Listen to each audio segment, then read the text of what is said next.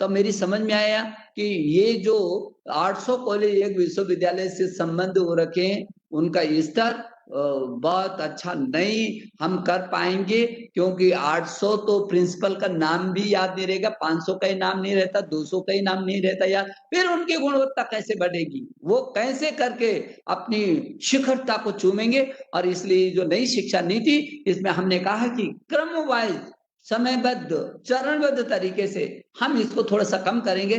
और एक विश्वविद्यालय 300 से अधिक संबद्धता नहीं रखेगा का मतलब हमको कुछ नए विश्वविद्यालय लेकर के आना पड़ेगा पूरे देश के अंदर। और जो स्वायत्त शासी जो हमारे कॉलेज हैं, जो समृद्ध कॉलेज हैं, उनको स्वायत्त बनाना होगा। और ये भी एक अभियान के तहत हम लोगों को आगे बढ़ना है। शैक्षणिक क्षेत्र में उत्कृष्टता को लाने के लिए नवोन्मेष को बढ़ावा देना और संस्थानों को चरणबद्ध तरीके से जो स्वतंत्रता देने की, स्वायत्तता देने की बात है, उसमें हम तो आगे बढ़ ही रहे हैं। लेकिन प्रौद्योगिकी के क्षेत्र में भी हम चाहते हैं कि ये युग, क्योंकि देश के प्रधानमंत्री ने जब पीछे के समय में ये कहा था कि नए भारत का निर्माण चाहिए, और जो अभी मैंने कहा कि जो स्वच्छ भारत, स्वस्थ भारत, समृद्ध भारत, आत्मनिर्भर भारत, एक भारत श्रेष्ठ भारत, उसको एक आदर्श भारत को करने के लिए जो रास्ता है, वो make in India, digital India, skill India, startup, stand up. Make in India क्यों नहीं, आखिर मेक इन चाइना क्यों, मेक इन जापान क्यों? पूरी दुनिया में हमारी प्रतिभा का तो लोहा सारे लोग मानते हैं। इसलिए इस देश में एक ऐसा परिवेश बनना चाहिए कि अब ये मेक इन इंडिया, और इस दिशा में तेजी से देश आगे बढ़ रहा है। स्किल इंडिया, हमारे हाथों में हमारा कौशल बढ़े, और डिजिटल इंडिया, हमारा कौशल कैसे करके बढ़े और डिजिटल इंडिया कैसे बने। इसलिए जो प्रौद्योगिकी के उपयोग के लिए इस शिक्षा नीति में विशेष करके, और प्रौद्योगिकी का ज्यादा से ज्यादा उपयोग कैसे हो सकता है, इसका लाभ कैसे लिया जा सकता है, इसको और तेजी से आगे कैसे बढ़ाया जा सकता है, इसके लिए प्रौद्योगिकी क्षेत्र के व्यापक उपयोग के लिए इसमें नेशनल एजुकेशन टेक्नोलॉजी फोरम का एक गठन करेंगे हम। और इस फोरम का गठन करने के बाद प्रौद्योगिकी को तेजी से आगे बढ़ाएंगे। जैसे आपको मालूम है कि पूरी दुनिया में जब कोरोना की महामारी का संकट चला, ऐसी महामारी के संकट में हमारा भी अछूता नहीं रहा। और आप समझ सकते हैं कि 33 करोड़ छात्र छात्र अचानक अपनी सुरक्षा की दृष्टि से घर पर कैद हो जाए, और चले 2 दिन 4 दिन 1 सप्ताह तो समझ में आता है, लेकिन लगातार आगे बढ़ता चला जाए, जिसके अंदर ऊर्जा होती है, जो 1 मिनट भी बैठ नहीं सकता। छात्र छात्राएं जो अपनी ऊर्जा को बाहर निकालना चाहता है, उसको न खेल मिल रहा है, खेलने को मिल रहा है, न कहीं जाने को मिल रहा है, और न पढ़ने को मिलेगा, तो वो क्या परिस्थिति से होकर के गुजरता है बच्चा। लेकिन हमने कोशिश की कि इन 33 करोड़ छात्र छात्राओं को अध्यापक और अभिभावक की मदद से ऑनलाइन शिक्षा पर हम लेकर के गए। मुझे ये कहते हुए खुशी है कि दुनिया का शायद हम पहला देश होंगे जो करोड़ों करोड़ों करोड़ों छात्रों को एक साथ ऑनलाइन पर शिक्षा देने के लिए बड़े प्लेटफॉर्म पर लेकर के आए हैं, और अब हम उसको बढ़ाना चाहते हैं। हम जो प्रधानमंत्री जी ने कहा कि 1 नेशन 1 डिजिटल प्लेटफॉर्म और 1 क्लास 1 चैनल, इनको लेकर के हम आगे बढ़ना चाहते हैं। हमको मालूम है कि इन परिस्थितियों में जबकि हम स्कूल नहीं खोल पा रहे हैं, और बहुत सारे छात्र अभी ऐसे हैं जो बहुत दूरस्थ क्षेत्र में हैं, उनके पास स्मार्ट टेलीफोन नहीं होगा, उनके पास नेट की सुविधा नहीं होगी, वो उस छात्र तक हम कैसे पहुंच सकते हैं? हमारे सामने तमाम चुनौतियां हैं, लेकिन उन चुनौतियों का मुकाबला करते हुए हम हर कदम पर आगे बढ़ रहे हैं।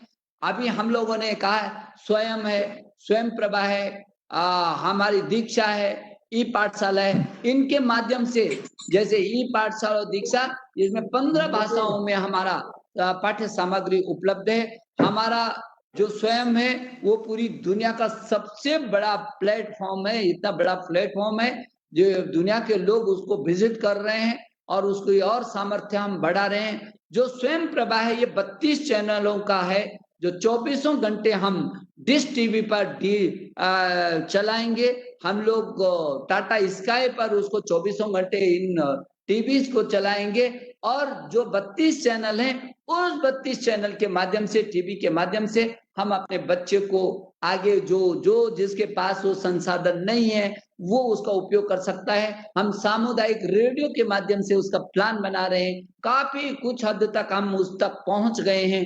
अब शायद जो कमी रही है उसको भी हम लगातार पाटने में जुटे हुए हैं। और इसलिए जो ये ऑनलाइन जो एजुकेशन है, शायद ये भी दुनिया का हम पहला देश होंगे जिन्होंने 100 विश्वविद्यालयों को ऑनलाइन एजुकेशन की अनुमति देने का निर्णय लिया है। जो NIRF में 1000 विश्वविद्यालय से टॉप 100 हैं, वो टॉप 100 विश्वविद्यालयों को हम ये ऑनलाइन एजुकेशन देने के लिए प्रेरित कर रहे हैं, प्रोत्साहित कर रहे हैं। उसका निर्णय हमने लिया है और मुझे लगता है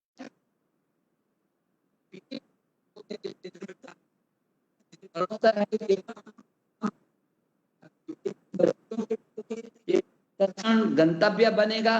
तकनीकी के क्षेत्र में जो हमारे IIT हैं, हमारे IIIT हैं, हमारे NIT हैं, हमारे आईसर हैं। अभी जब पीछे के दिनों में जब ये कोविड का जो समय चल रहा है, तब देश के प्रधानमंत्री जी ने हमारे नौजवानों से आह्वान किया था कि बताओ तुम इन चुनौती भरे समय में क्या कर सकते हो। मुझे कहते हुए बहुत गौरव महसूस होता है कि मेरे IIT के छात्रों ने, मेरे विश्वविद्यालयों के छात्रों ने, जब लोग अपने घरों पर सुरक्षा की दृष्टि से भी अपने घरों में रहे होंगे, तब वो प्रयोगशालाओं में जूझ रहे हैं।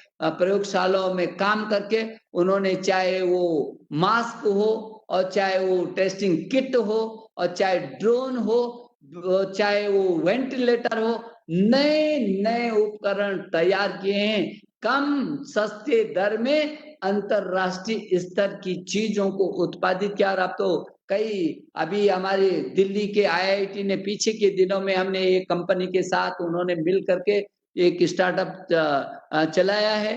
अभी दुनिया को हम वो दे रहे हैं जो दुनिया से लेते थे, अब हम दुनिया को देने की स्थिति में खड़े हो रहे हैं। इसलिए हमने ये IIT का जो पाठ्यक्रम है उद्योगों के साथ मिल करके किया है। उद्योग और IIT, वो बताएं अभी तक क्या हो रहा था कि जिस विषय को हम पढ़ा रहे हैं वो उस उद्योग को जरूरत नहीं, जो उद्योग को जरूरत है वो इधर पढ़ाया नहीं जा रहा है। इन दोनों में बहुत बेहतर समन्वय कैसे हो सकता है, इसकी जरूरत थी।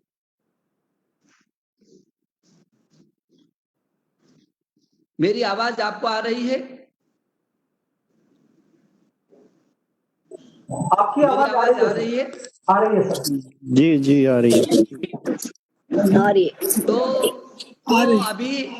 अभी जो हमारे IIT हैं, उन IITs को उद्योगों के साथ जोड़ करके हम उनके अनुरूप पाठ्यक्रम को तैयार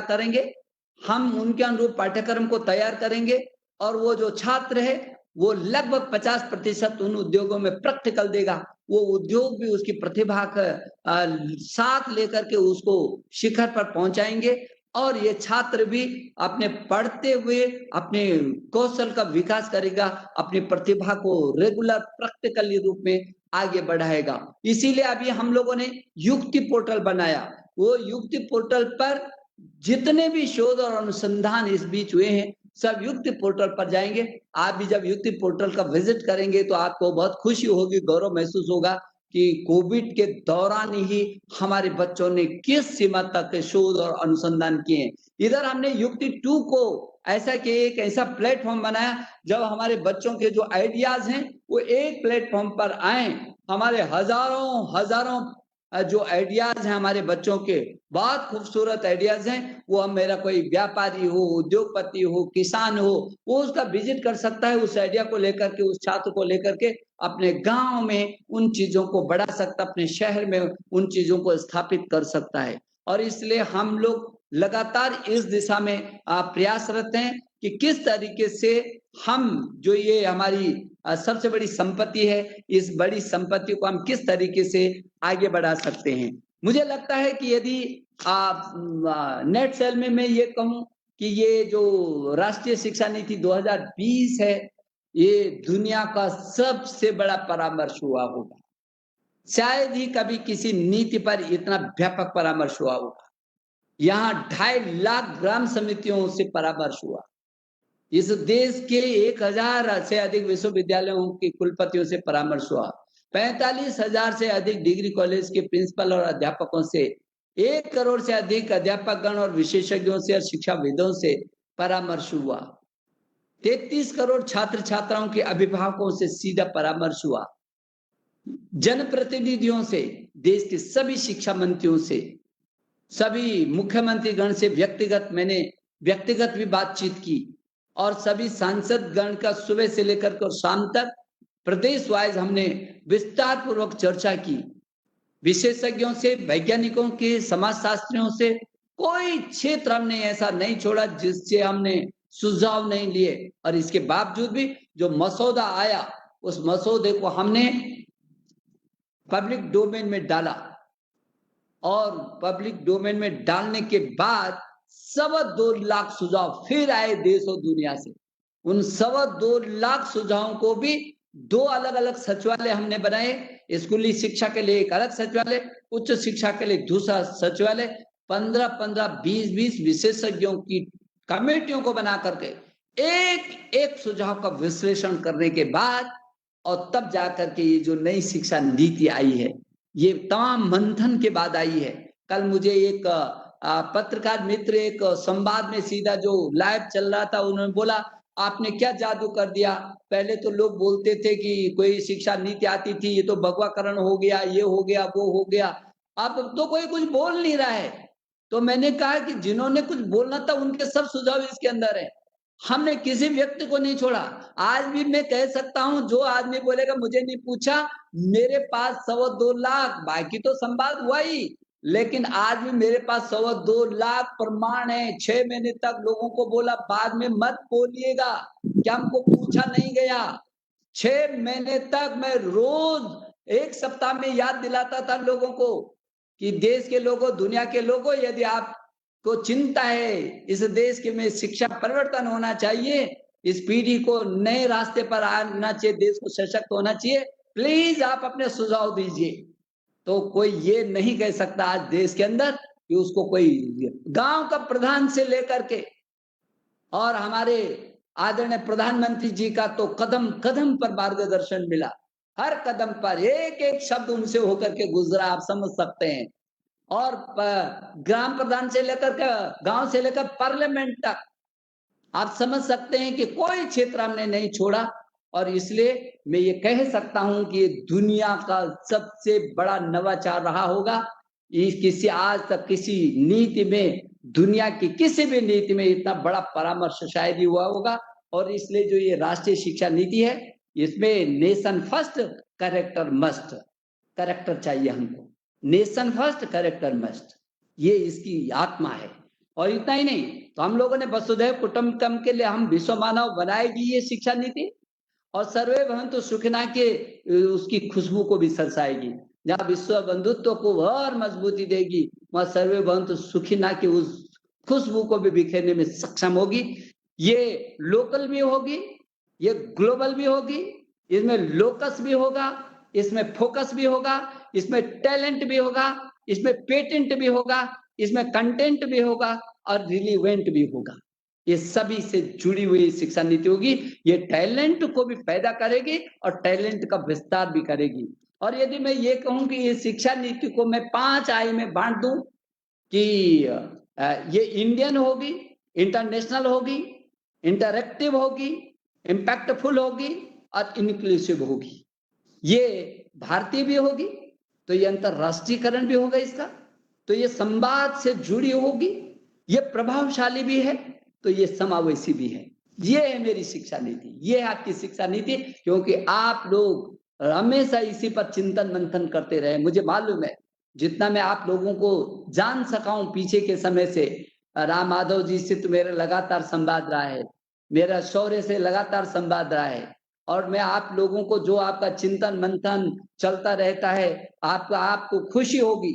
और इन सिद्धांतों को आगे रखकर हमने नई शिक्षा नीति बनाई है कि इक्विटी, क्वालिटी और एक्सेस, इसमें समानता, उत्कृष्टता, पहुंच, इन तीनों की आत्माओं को इसमें जोड़ा, इसकी आधारशिला पर हमने इसको खड़ा किया है। और इसलिए मैं समझता हूं बहुत ये केवल शोध के लिए शोध नहीं होगा, बल्कि वो शोध, अनुसंधान और नवाचार के साथ धरती पर क्रियान्वित करने का काम होगा। और इसलिए हर क्षेत्र में वो मेरे इस शिक्षा में कंटेंट भी होगा और पेटेंट भी होगा। केवल कंटेंट ही नहीं होगा, इसको हम पेटेंट भी करेंगे। ये हमारी है, पहली बार भारत की अपनी शिक्षा नीति आई होगी देश की आजादी के बाद। बल्कि मैं ये समझता हूँ लॉर्ड मैकाले के जाने के बाद, सदियों की गुलामी के बाद ये भारत की अपनी शिक्षा नीति आ रही है। और इसीलिए पूरा देश गौरवान्वित हो रखा है। देश के लोगों के मन के अंदर बहुत उत्साह है। और क्योंकि अनुसंधान की, जिसकी मैं इसलिए बात कर रहा हूं कि एक वक्त था जब हमारे देश के प्रधानमंत्री लाल बहादुर शास्त्री जी थे, तब हम सीमाओं पर जूझ रहे थे, बहुत संकट में थे। इधर खाद्यान्न का संकट था, उधर सीमाओं का संकट था। उस समय लाल बहादुर शास्त्री जी ने पूरे देश के लोगों को जय जवान और जय किसान का नारा दिया। पूरे लोग खड़े हो गए और दोनों संकटों का हमने मुकाबला किया। जब अटल बिहारी वाजपेयी, भारत रत्न अटल बिहारी वाजपेयी, उन्होंने एक नए युग का सूत्रपात किया।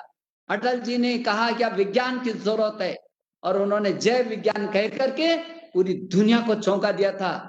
जब परमाणु परीक्षण करके उन्होंने कह दिया था हिंदुस्तान जो है अपनी महाशक्ति के रूप में है, हिंदुस्तान किसी से दबने वाला नहीं है। और उसमें मुझे उसके व्याख्यान करने की जरूरत नहीं कि देश में कितना बड़ा बदलाव आया। दुनिया के लोगों ने हमारे बारे में सोचने का पूरा मतलब ही बदल गया था दुनिया के लोगों को। और जो अब वर्तमान में हमारे देश के प्रधानमंत्री आए हैं, नरेंद्र मोदी जी, उन्होंने अब जय अनुसंधान का एक नया नारा दिया। उन्होंने कहा जय जवान जय किसान, और जय विज्ञान के बाद अब जय अनुसंधान है। अनुसंधान की जरूरत है हमको। हमारे जो विश्वविद्यालय हैं, जो हमारे बड़ी संस्थाएं हैं, वो विश्व फलक पर चाहे क्यूएस रैंकिंग है और चाहे टाइम्स रैंकिंग है, जब हम समीक्षा करते हैं तो लगता है शोध और अनुसंधान में थोड़ा सा पीछे रह गए।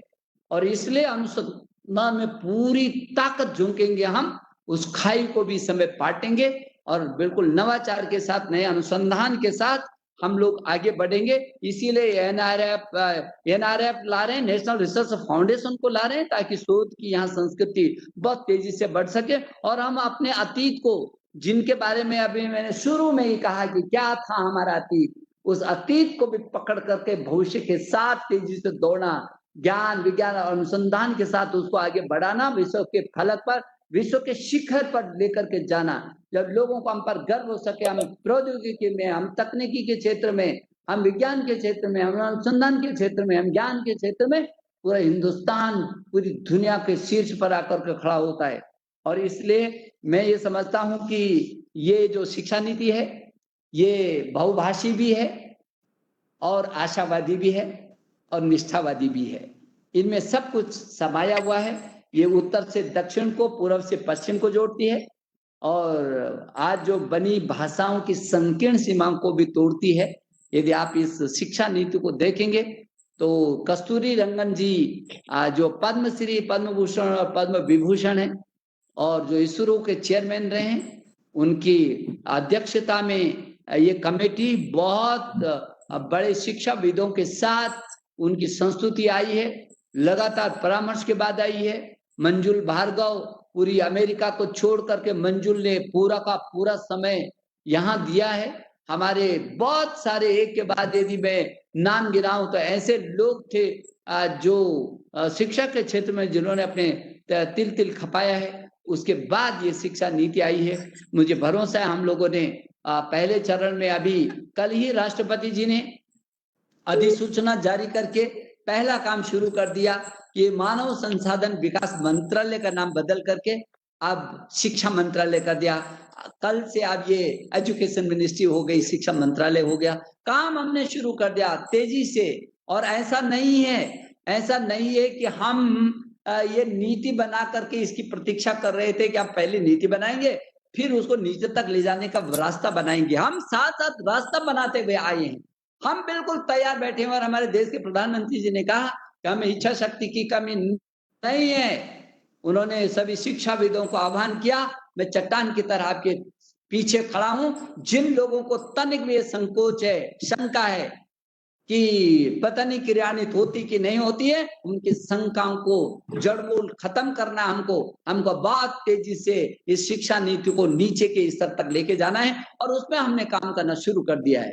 जो आज आपका ये संवाद हो रहा है, मैं आपके प्रति बहुत आभारी हूं और मुझे लगता है कि जो आपने बहुत लंबे समय से परामर्श किया होगा, आपके मन में तमाम उतार और चढ़ाव से होकर के आप लंबे समय से गुजर रहे हैं। मैंने इस शिक्षा नीति का संक्षिप्त रूप आपके सामने प्रकट करने की कोशिश की है।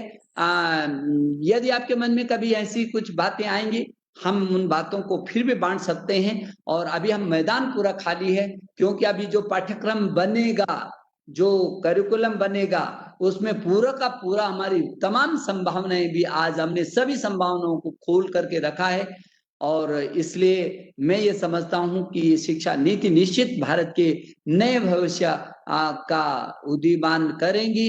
ये जो मेरे देश के प्रधानमंत्री जी ने कहा नए भारत के निर्माण की, और वो भारत, वो जो स्वर्णिम भारत होगा, उस स्वर्णिम भारत की ये आधारशिला लेकर के ये नई शिक्षा नीति 2020 आई है, राष्ट्रीय शिक्षा नीति 2020। आपने मुझको याद किया, मैं आपका आभारी हूं और आप सबका एक बार फिर हृदय की गहराइयों से राम माधव साहब, मैं आपका, आप मेरे बड़े भाई भी हैं और आपसे हम बहुत सीखते भी हैं और प्रेरणा भी लेते हैं, आपका प्यार भी लेते हैं। और आपने शौर्य जी, आपका भी मैं धन्यवाद देना चाहता हूं कि सब लोगों के साथ आज संवाद करने का आपने मुझे अवसर दिया। एक बार मैं पुनः आपको हृदय की गहराइयों से अभिनंदन करता हूं और आप जिस गति से, जिस मिशन के साथ, जिस मंथन के साथ आप इस भारत की बुनियाद को और मजबूत करने में जुटे हुए हैं, मैं आपका अभिनंदन करता हूं। बहुत बहुत धन्यवाद। धन्यवाद मंत्री जी, आपके सारगर्भित संबोधन से सबका मार्गदर्शन और सबको नई शिक्षा नीति के बारे में जानकारी मिली। मैं आपसे निवेदन करना चाहूंगा कि हालांकि समय समाप्त हो चुका है, पर कुछ प्रश्न अगर आप लेने की स्थिति में हो तो हम 3-4 छोटे-छोटे प्रश्न लेना चाहेंगे, अगर आप इजाजत दें। जी जी, आप बताइए। धन्यवाद। So we'll just take few questions. Those wanting to ask questions, either raise hands या आप लोग चैट पे टाइप कर सकते हैं। प्रथम प्रश्न के लिए प्रोफेसर श्री प्रकाश सिंह, श्री अतुल टेमोरनीकर और उसके बाद प्रोफेसर MB पिल्ले। आप लोग वन आफ्टर the अदर पूछते जाइए। एक साथ हम 2 या 3 प्रश्न लेंगे मंत्री जी और उसके बाद आप जैसा बोलेंगे उसको आगे हम लेते हैं। तो प्रोफेसर SP सिंह फर्स्ट। धन्यवाद आलोक जी। माननीय मंत्री जी, मेरा एक सवाल और चिंता दोनों है।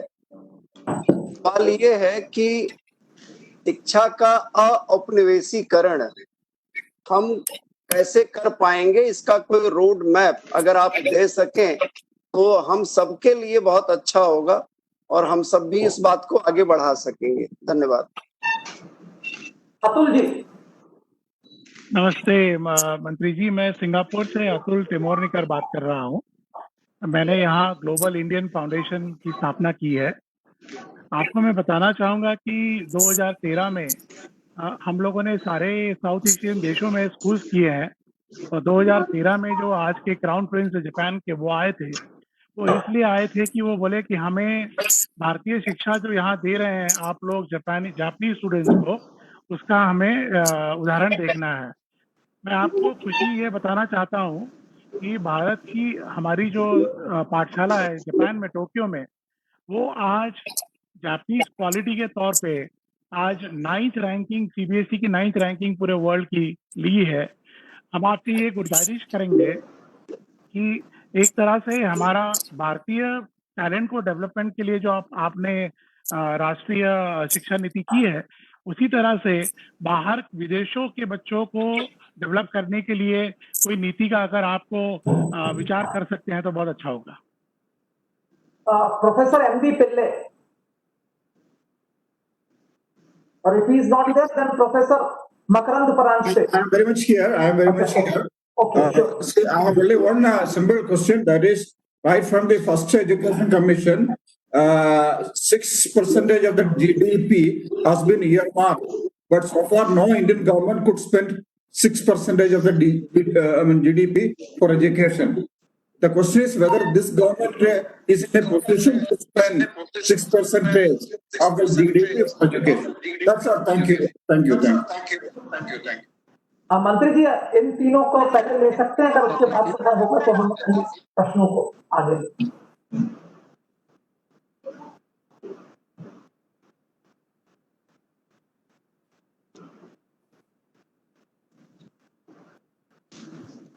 आलोक जी, अभी कोई और है?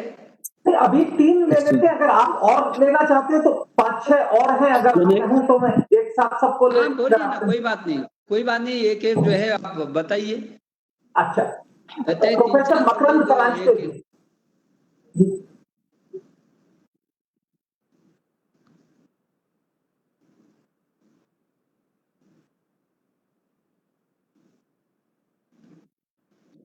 मकरंद जी, सुनाई दे रहा है जी? हाँ जी, मैं ये कहना चाह रहा था कि नई शिक्षा नीति सचमुच में एक बहुत ही परिवर्तनशील और उत्साहजनक पॉलिसी है, लेकिन जो वस्तु स्थिति है जमीन पर महोदय, वो ये है कि हमारे उच्च संस्थानों में, ज्यादातर विश्वविद्यालयों में जो प्रशासनिक संकट है उसको सुलझाने के लिए प्रयास अभी पर्याप्त नहीं है। कई यूनिवर्सिटीज में जो निपुणता को छोड़ के हम सिर्फ राजनीति में फंसे हैं, और शिक्षा नीति में बहुत ज्यादा जोर दिया गया है कि हम संस्थानिक संशोधन भी करें और नेतृत्व बढ़ाएं, नेतृत्व की हम समृद्धता को बढ़ाएं। तो मेरा पहला सवाल ये था कि नौकरशाह भी उपेक्षा करते हैं जब समस्या उनके तरफ हम भेजते हैं कि देखिए यहाँ एक संकट चल रहा है, तो हमारी सुनवाई नहीं होती। तो मैं ये कहना चाह रहा हूँ कि क्वालिटी को छोड़ के विश्वविद्यालयों में, खास करके आईआईटीज में नहीं, मैंने आईआईटी में भी पढ़ाया है और आईआईटी सक्सेसफुल इसलिए है क्योंकि उनका एडमिनिस्ट्रेशन बहुत मजबूत है, उसमें कोई दखल नहीं होती। तो पहला सवाल तो ये था कि हम एकेडमिक एडमिनिस्ट्रेशन को मतलब मैं कहूँगा निर्मल और क्लीन करें। अभी तो सारा पॉलिटिक्स ही पॉलिटिक्स है। दूसरा मेरा सवाल अल्पसंख्यक संस्थानों को लेकर था। बहुत ही संक्षिप्त में मैं कहना चाहता हूं कि हमारे कई बहुत अच्छे जो कॉलेजेस हैं वो अल्पसंख्यक हैं, तो उसमें जो एडमिशन्स होती हैं तो अल्पसंख्यक लोगों को ज्यादा मात्रा में प्रवेश मिलता है, 50% तक, मगर जो उनका फंड है, शिक्षकों की सैलरीज जो जाती हैं, अनुदान सारा गवर्नमेंट से है। तो उसमें मुझे लगता है कि कुछ एक विडंबना है कि पैसा पूंजी तो सारा गवर्नमेंट से आता है और प्रोत्साहित किसी अल्पसंख्यक या किसी ऐसे विचारधारा को किया जाता है जो मतलब जन समुदाय के हित में नहीं है, कभी कभी ऐसे मुझे लगता है। और शिक्षा नीति में मैंने पूरी शिक्षा नीति बारीकी से पढ़ी है, अल्पसंख्यक संस्थानों पे कोई उसमें चर्चा नहीं। और आखिरी मेरा सवाल ये था निजीकरण के बारे में। अब हमारे यहाँ क्या है कि अभी over regulation and under regulation, यानी जो सरकारी संस्थानें हैं वहाँ ओवर रेगुलेशन हम महसूस करते हैं, और जो प्राइवेट है, कई प्राइवेट संस्थाएं हैं उसमें कोई रेगुलेशन ही नहीं है। तो ये क्रीपिंग प्राइवेटाइजेशन, निजीकरण हो रहा है। और यहाँ पे जो हमारे नेशनल एसेट्स हैं, बड़ी बड़ी संस्थाएं हैं, बड़ी बड़ी विश्वविद्यालय हैं, वो हमारे पूरे राष्ट्र की धरोहर है, संपत्ति है, और उनका डिक्लाइन हो रहा है ना, उनको खराब किया जा रहा है। तो इस पे भी हमें विचार करना चाहिए। बहुत बहुत धन्यवाद। जस्ट 2 प्रश्न और लूंगा। Doctor Ravi Prakash Tekchandani and Sandhya Jain. Doctor Ravi Prakash,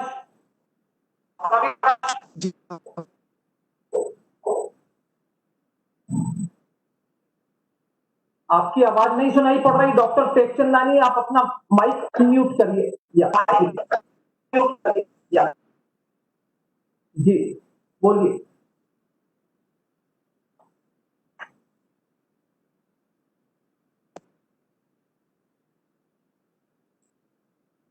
doctor Tekchandani, आपकी आवाज नहीं सुनाई पड़ रही। संध्या जी, आप अपना प्रश्न पूछिए डॉक्टर टेकचंदानी, उसके बाद।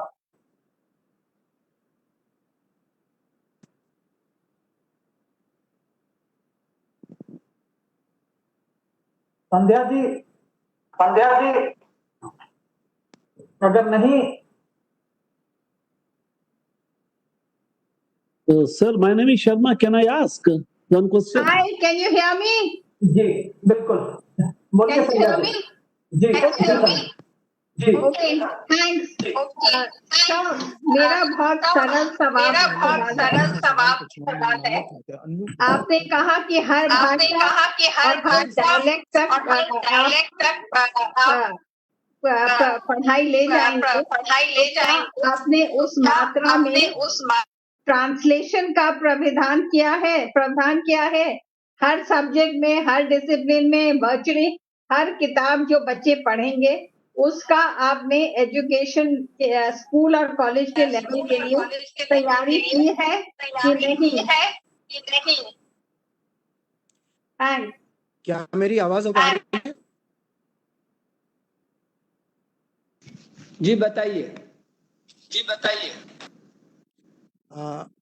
भाई साहब, आदरणीय मंत्री जी, एक छोटा सा निवेदन ये था। मैं डॉक्टर रवि प्रकाश टेकचंदानी बोल रहा हूँ। आपने चैप्टर 22 में भारतीय भाषाओं को लेकर के बहुत ही क्रांतिकारी कदम उठाया है। इसमें एक वाक्य प्रस्तुत किया गया है कि सभी भारतीय भाषाओं की अकादमियों का गठन होगा। तो क्या अपना शिक्षा मंत्रालय, जो अब शिक्षा मंत्रालय हो गया है, ये कितनी शीघ्रता से कार्य करेगा सभी भारतीय भाषाओं की अकादमियां गठित करने के संबंध में? बहुत बहुत धन्यवाद।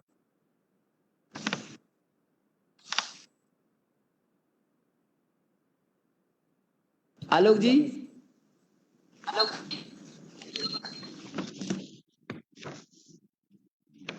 जी